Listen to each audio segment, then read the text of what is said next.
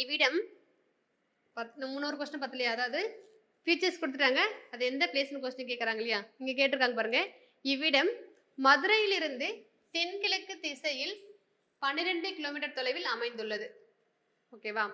தமிழகத்தில் வைகை ஆற்றங்கரையில் வந்து சங்ககால நகர நாகரிகம் அமைந்துள்ளது பற்றிய உண்மையை பறைசாற்றுது. ஃபர்ஸ்ட் ஒன் மதுரையிலிருந்து தென்கிழக்கு திசை, செகண்ட் பாயிண்ட் வைகை ஆற்றங்கரை, தேர்ட் ஒன் நகர நாகரிகம். ஓகேங்களா? அடுத்து ஆராய்ச்சியாளரும் ஓய்வு பெற்ற அரசு அதிகாரியுமான திரு ஆர் பாலகிருஷ்ணன். ஓகேங்களா? இங்கு அமைந்திருந்த நாகரிகத்திற்கும் சிந்து சமவெளி நாகரிகத்திற்கும் உள்ள ஒற்றுமைகளை சுட்டு காட்டுகிறார். அதாவது நம்மளுடைய கீழே இருக்கிற அந்த நகர நாகரிகமும் ஐவிஎஸ் இருக்கு இல்லையா, இண்டஸ்ட்ரியல் சிவிலைசேஷன் இருக்கு இல்லையா, அதுக்கும் வந்து இருக்கிற தொடர்புகள் என்ன ஒற்றுமைன்னு சொல்லிட்டு சுட்டி காட்டுறாருன்னு சொல்றாங்க. அது எந்த பிளேஸ் தான் கொஸ்டின் கேட்குறாங்க. என்ன பிளேஸ்?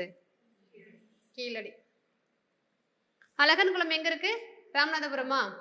பொருந்தல் திண்டுக்கல், கொடுமணல் ஈரோடு. பொருந்தல் என்ன பார்த்தோம்? அந்த கூட ஒரு ஜாடி பார்த்துருப்போம்ல, 4 காலோட ஜாடி, அதுக்குள்ள நெல் இருந்திருக்கும் அப்படின்னு சொல்லி பார்த்துருப்போம் இல்லையா?